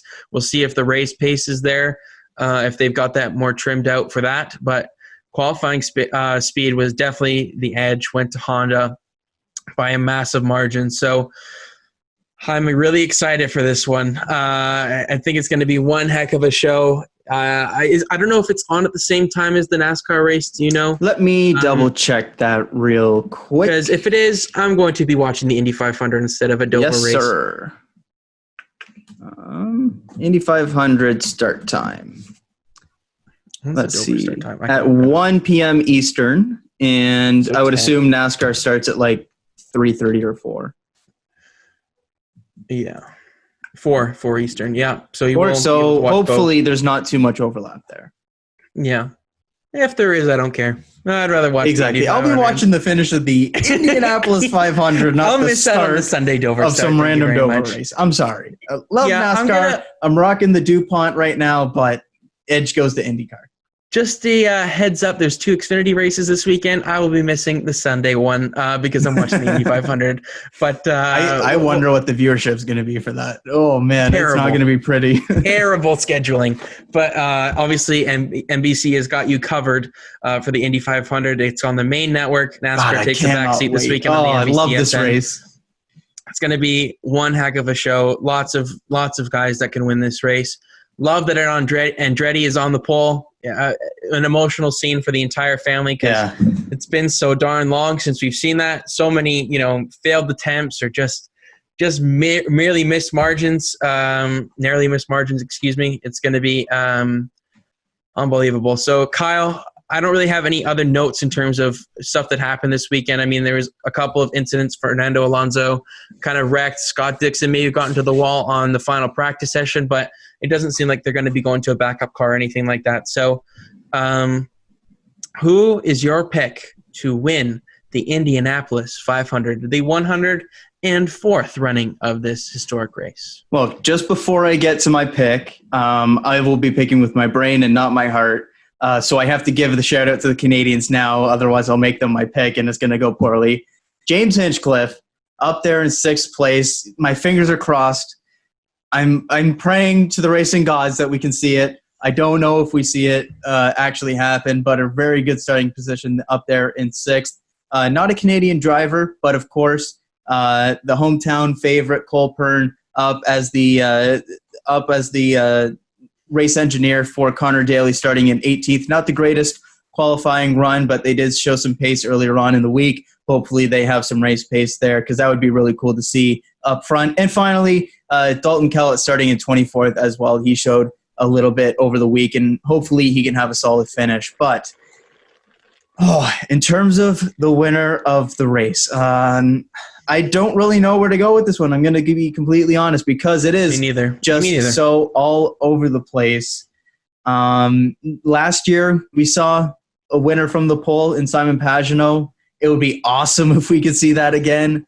I don't know if it's likely, but that 98 car has been on rails. But that being said, I will make my pick, and I will say that Alexander Rossi overcomes some issues from this season, turns on the jets like we saw last season, avoids some of the issues that he had last season, and he gets his second Indy 500 victory. All right.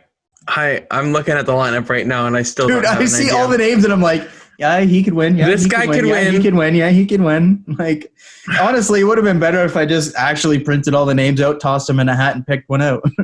You could. I mean, the Andretti Autosport cars have just looked unbelievable since they've unloaded. So it's hard not to go with one of them. I think a Honda car will probably win just based on their speed this week. So many big names back in the field. My heart, I really want to see Fernando Alonso pull off the treble, like I really would love to see him do that. I just don't think it's in the cards this week. Who knows when he'll be able to run the race again, this could be his last chance with him going back to Formula One full time. So we did see him run it the first time when he still was full time. So maybe he has something figured out with Renault there, but I don't know. That might be a little unlikely. I guess he did with Jensen Button. They switched. Yeah. I forgot about that. Jeez, that's crazy that he missed Formula One for that. The Monaco GP too. Like it wasn't like some nothing race. Like I'll go with an American. I'll go with Colton Herta. Oh, okay. The young kid comes from the fourth row. The Andretti Autosport obviously has got the scenes. He wins it. I think he's a good bet. I mean, we're both going with Americans. Obviously, we'd love to see a Canadian boy win it. Or Canadian man. They're not boys. They're men. They know what they're doing behind the wheel of a race car. We can call it. It's okay. It's okay. Also, I was looking. I don't know why, but Santino Ferrucci bumps out at me this weekend. Please. But why? Why not? I'm not a Santino Ferrucci guy. Oh, all right. Sorry to. But that being said, he has been spectacular on the ovals, and he is definitely a threat. But hey, everybody's a threat. If Herta gets it done, he'd be the youngest Indy 500 winner ever. I'm down for a little history. Why not? Let's spice things up. I'm down. We'll probably honestly start. We'll probably switch things up a little bit next week in terms of bringing you the Indy 500 first in terms of this race recap, because it is the big race, probably remaining of the entire motorsport schedule for the remainder of the year. So we'll give you IndyCar first next week. So that should be fun if you're an IndyCar listener. This will you don't have to wait as long to get to your portion of the show. So end it last this week. We're going to start it first next week. So that's all the news and notes I've got. I don't think anything's come out on Twitter or something like that since we started recording. My phone died, so I don't know. Let's just quickly check. Because it's Braxton Bush has got a sponsor. Who's that? Braxton Bush got a sponsor. Really? Yeah. With Serve Pro and Far Out Toys Inc. That's a new one. Okay. Yeah. So Braxton Bush, the up-and-coming talent.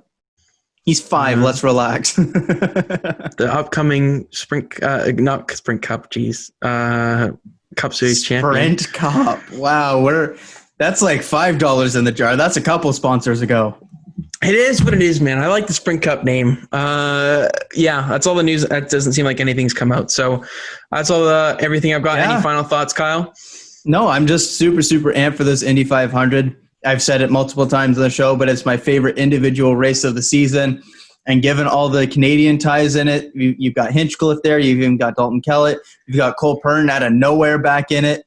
All the storylines of Andretti on the pole, how good they've looked. Alonso starting out back.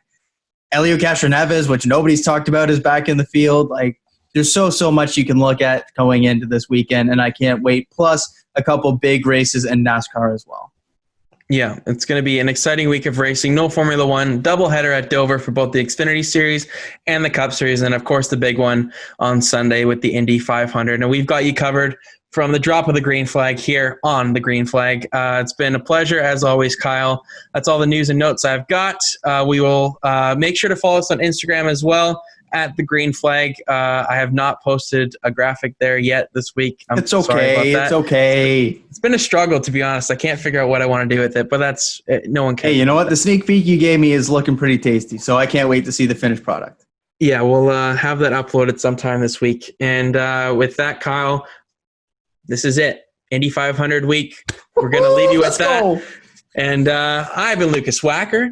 He has been Kyle Cushman. We've got you covered here from the drop of the green flag on everything in the world of motorsports. And we will talk to you again next week to recap an exciting week of racing. So take care, everyone, and enjoy the races.